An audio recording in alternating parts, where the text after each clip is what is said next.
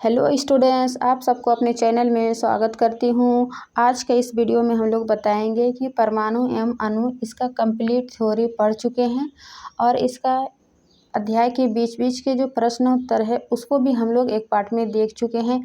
आज की इस वीडियो में इसका कंप्लीट अभ्यास के प्रश्नोत्तर को देखेंगे। तो जिसने नहीं देखे हैं इसका थ्योरी और इसके पार्ट के बीच का प्रश्नोत्तर, वह प्लेलिस्ट बना हुआ है, वहाँ से आपको इसका थ्योरी और पाठ के बीच के प्रश्न उत्तर को देख सकते हैं। आज के हम लोग यहाँ से अभ्यास के प्रश्न उत्तर को कंप्लीट हल करेंगे, ठीक है। तो थ्योरी देखने के बाद जो है आपका क्वेश्चन आंसर बनने में काफ़ी हेल्पफुल रहेगा। तो चलिए बिना देरी के शुरू करते हैं आज का अभ्यास का फर्स्ट क्वेश्चन कि 0.24 ग्राम ऑक्सीजन एवं बोरान युक्त यौगिक के नमूने में विश्लेषण द्वारा यह पाया गया कि उसमें 0.096 ग्राम बोरान एवं 0.14 ग्राम ऑक्सीजन है। क्या कह रहा है कि एक यौगिक है, किसका यौगिक, मतलब यौगिक क्या होता है, दो या दो अधिक से अधिक तत्व मिलकर जो है यौगिक का निर्माण करते हैं। तो इसमें ऑक्सीजन और बोरान का एक यौगिक है ना, जिसमें ऑक्सीजन की मात्रा इतनी है और बोरान युक्त नमूने के विश्लेषण किया पाया गया है और उसमें बताना है कि इतना बोरान है उतना ऑक्सीजन है, तो उस यौगिक के प्रतिशत संगठन का भारात्मक रूप से परिकलन कीजिए। यानी कि प्रत्येक बोरान और ऑक्सीजन का प्रतिशत भारात्मक प्रतिशत निकालना है, ठीक है। तो प्रतिशत हम लोग क्या कैसे निकालते हैं कि जिसका भी प्रतिशत बोल रहा है, जैसे बोरान का बोल रहा है तो बोरान का प्रतिशत बटे कुल, है ना, यानी कि यौगिक जो ऑक्सीजन और बोरान का मिलाकर 0.04 ग्राम है उतना बटे गुने 100 करेंगे। तो कैसे इसको हल करेंगे, देखिए कि सबसे पहले दिया हुआ है यौगिकों के नमूने की मात्रा कितना दिया हुआ है, 0.24 ग्राम, ठीक है। बोरान की मात्रा कितनी दी हुई है, 0.096 ग्राम। ऑक्सीजन की मात्रा कितनी दी हुई है, 0.144 ग्राम, ठीक है। अब एक एक करके उसका भरात्मक प्रतिशत निकालेंगे। सबसे पहले बोरान का भरात्मक प्रतिशत बराबर क्या हो जाएगा, क्योंकि बोरान का इतना ग्राम है ना, 0.096 ग्राम बटे कुल यौगिक के नमूने की मात्रा कितना है, 0.24 ग्राम, वो लिखे गुनी 100, क्योंकि प्रतिशत निकाल रहे हैं तो ये प्रतिशत गुनी 100 करते हैं। अब इसको जो है समीकरण को कंप्लीट हल करेंगे। ये पॉइंट और ये पॉइंट कट जाएगा, है ना, और यहाँ पे 3 अंक है तो 0 लग जाएगा। उम्मीद करती हूँ कि आप ये हल करने में जो है सहमत हैं। तो देख लीजिए, ये जब कटाते हैं 24 चौक 96, ठीक है, और ये 0 0 कट रही है, यानी कि इसका 4 गुनी 10 क्या हो जाएगा, 40%, है ना। बोरान का भरात्मक प्रतिशत कितना निकला, 40%। उसके बाद क्या निकालेंगे हम लोग,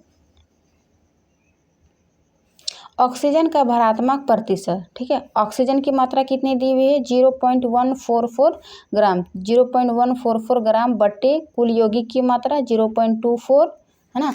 कुल यौगिक के नमूने 0.24 ग्राम गुनी 100, है ना, 100 करेंगे।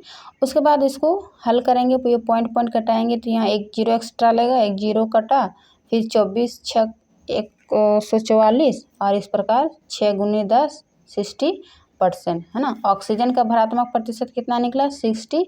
बोरान का भरात्मक प्रतिशत 40। इस प्रकार 60 और 40 मिलाकर 100% यौगिक के मात्रा निकल गया, है ना। तो इस प्रकार से हम लोग इसको हल करेंगे।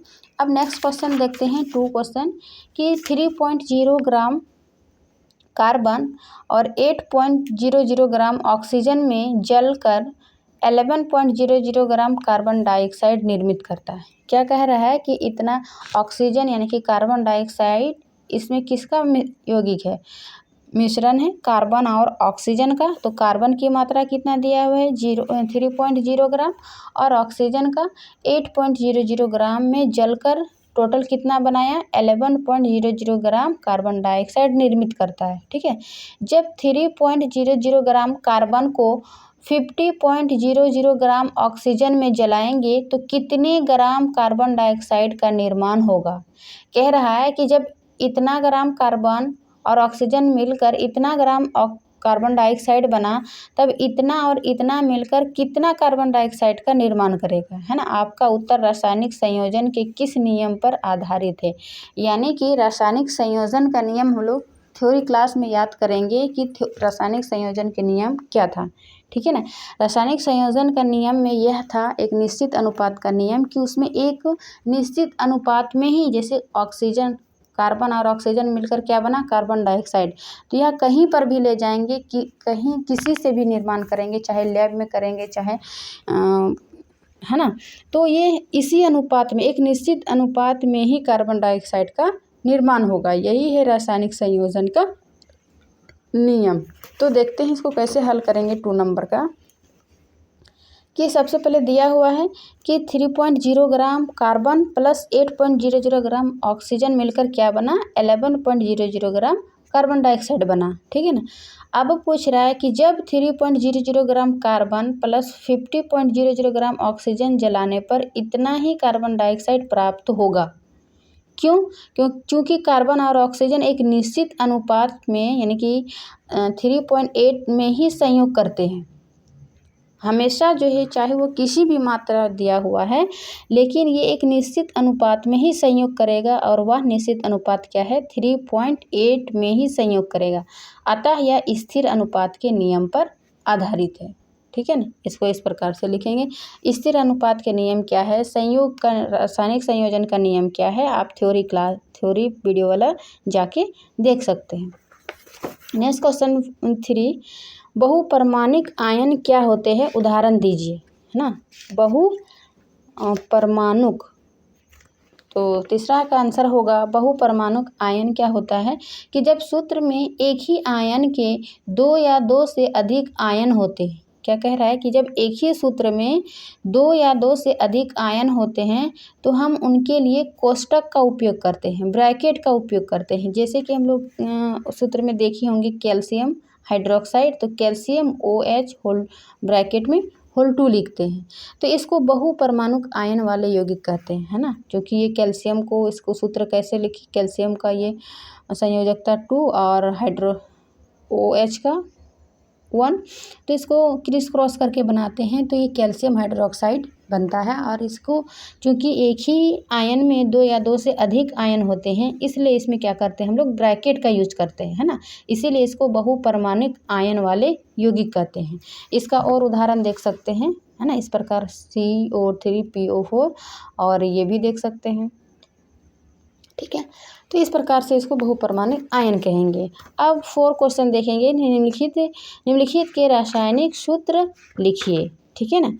रासायनिक सूत्र लिखिए, यानी कि मैग्नीशियम क्लोराइड दिया हुआ है, तो इसका रासायनिक सूत्र क्या हो जाएगा, मैं यहीं पे लिख रही हूँ, आप लोग अपना नोटबुक में नोट कर लीजिएगा, ठीक है ना। Magnesium chloride MgCl2, calcium chloride क्या हो जाएगा, CaCl2, कॉपर नाइट्रेट का क्या हो जाएगा, Cu, और ये देखिए बहुपरमाणुक आयन है, इस प्रकार से ये कॉपर नाइट्रेट हो जाएगा।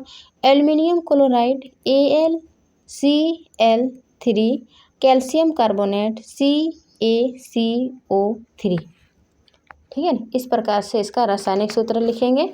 अब देखिए यहाँ पर भी मैं लिख दी हूँ, magnesium chloride, calcium chloride, copper nitrate, aluminium chloride और कैल्शियम कार्बोनेट, ठीक है। नेक्स्ट क्वेश्चन 5, निम्नलिखित यौगिकों में विद्यमान तत्वों का नाम लिखिए। मतलब कि बुझा हुआ चूना का सूत्र क्या होता है, CaO। तो इसमें कौन कौन सा तत्व मौजूद है वह बताना है। तो देखिए इसमें कैल्शियम प्लस ऑक्सीजन है ना। हाइड्रोजन ब्रोमाइड का क्या हो जाएगा, HBr। तो इसमें क्या क्या है, हाइड्रोजन प्लस ब्रोमीन। उसी प्रकार से baking soda, C number, baking soda है, बेकिंग सोडा यानी कि खाने का सोडा, इसका क्या फार्मूला होगा, NaHCO3, यानी कि sodium hydrogen plus carbon plus oxygen. देखिए इसमें 4 तत्व है। पोटेशियम सल्फेट, पोटेशियम K2SO4, इसमें क्या है, पोटेशियम है, सल्फर है और ऑक्सीजन है। तो ये भी यही बता रहा था, आप यहाँ से भी अच्छा से लिख सकते हो। 5 नंबर का पहला था बुझा हुआ चूना। बुझा हुआ चूना का फॉर्मूला होगा CaO, कैल्शियम ऑक्साइड, यानी कि कैल्शियम और ऑक्सीजन इसमें तत्व विद्यमान है, मौजूद है। हाइड्रोजन ब्रोमाइड था H, हाइड्रोजन इसमें क्या है, हाइड्रोजन प्लस ब्रोमाइड इसमें तत्व मौजूद है। NaHCO3 क्या था, खाने का सोडा है ना, इसमें सोडियम है प्लस हाइड्रोजन है प्लस कार्बन है प्लस ऑक्सीजन तत्व मिलकर बना है खाने का सोडा।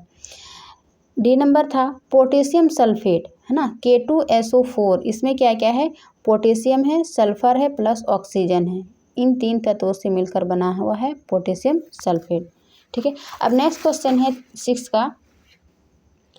निम्नलिखित पदार्थों के मोलर द्रव्यमान का परिकलन कीजिए। ठीक है, मोलर द्रव्यमान कैसे ज्ञात करते हैं कि जो भी दिया हुआ उसका परमाणु संख्या है उसका गुणी परमाणु द्रव्यमान से गुना करके और सभी को ऐड करके लिखते हैं आणविक द्रव्यमान है ना, और उसके अंत में U लगाते हैं।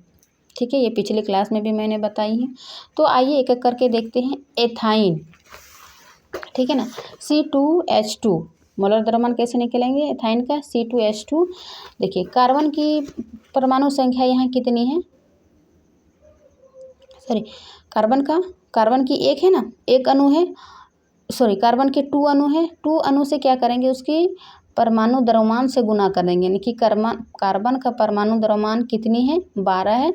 तो 2 इंटू 12 प्लस हाइड्रोजन का कितना है अणु 1, और उसके परमाणु द्रव्यमान कितना हो जाएगा 2, तो 1 गुनी 2, इस प्रकार दोनों को जोड़ कर देंगे। 12 गुनी 2 है ना, 24 प्लस 2 इंटू 1 2, तो 24 इंटू 2 क्या हो जाएगा 26 ग्राम। ये किसका आ जाएगा, इथाइन का मोलर द्रव्यमान है ना। तो मोलर द्रव्यमान कैसे निकालते हैं कि जो भी जितना भी अणु दिया हुआ है उस अणु को और परमाणु द्रव्यमान को गुना करके उसको सभी तत्वों का उसी प्रकार करके ऐड कर देंगे। ठीक है ना, ये मेरा क्या निकल जाएगा, मोलर द्रव्यमान। उसी प्रकार B नंबर है सल्फर अणु S8 है ना, तो S का संख्या कितनी है 8 है, अणु कितनी है इसका 8, और S सल्फर का जो है परमाणु द्रव्यमान कितनी होती है 32, तो 32 इंटू 8 मल्टीपल करेंगे 256 ग्राम। ठीक है, नेक्स्ट है C नंबर फास्फोरस अणु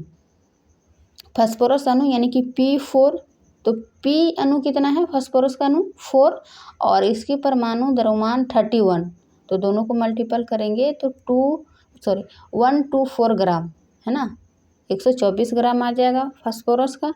नेक्स्ट है D का हाइड्रोक्लोरिक अम्ल HCl अम्ल। ठीक है, हाइड्रोजन का 1 इंटू 1 प्लस क्लोरीन का संख्या 1 इंटू क्लोरीन का परमाणु द्रव्यमान 35.5। ठीक है, दोनों को ऐड करेंगे तो 36.5 ग्राम ये हाइड्रोक्लोरिक अम्ल का मोलर द्रव्यमान निकला। नेक्स्ट क्वेश्चन E है नाइट्रिक अम्ल। ठीक है, नाइट्रिक अम्ल यानी कि HNO3, तो इसमें नाइट्रोजन प्लस ऑक्सीजन तीनों का परमाणु द्रव्यमान और उसका परमाणु अणु से गुना करेंगे है ना। हाइड्रोजन का 1, नाइट्रोजन का 14 और ऑक्सीजन का 3 इंटू ऑक्सीजन का परमाणु द्रव्यमान 16, तो 3 इंटू 16। ठीक है, 14 प्लस 1 करेंगे 50 प्लस 60 मतलब 60 इंटू 3 ना, 16 48, इस प्रकार सभी को ऐड करेंगे तो ये मेरा क्या निकला 63 ग्राम। ठीक है, तो इस प्रकार से मोलर द्रव्यमान निकालते हैं, और इसके नेक्स्ट वीडियो में आणविक द्रव्यमान और मोलर द्रव्यमान जो है वो दोनों निकाल के हम लोग सीखे थे। ठीक है, तो इस प्रकार से आपका परमाणु एवं अणु का कंप्लीट अभ्यास के प्रश्नोत्तर समाप्त होता है। इससे पिछले जो भी इम्पोर्टेंट क्वेश्चन था अध्याय के बीच का, उन प्रश्नों को हल किए हैं, इसका कंप्लीट थ्योरी देखेंगे। अब नेक्स्ट वीडियो में हम लोग लेकर आएंगे परमाणु की संरचना। ठीक है, स्ट्रक्चर ऑफ द एटम। तो आप लोग नई एनर्जी के साथ नए वीडियो और नए चैप्टर देखने के लिए तैयार रहिएगा नेक्स्ट वीडियो के लिए। यदि आप चैनल पर नए हैं तो चैनल को सब्सक्राइब करिए और चैनल को शेयर कीजिए। ठीक है, आशा करती हूँ कि ये वीडियो और जानकारी अच्छी लगी होगी। अच्छी लगी तो लाइक एंड शेयर जरूर करिए। मिलते हैं इसके नेक्स्ट वीडियो में, तब तक के लिए थैंक यू।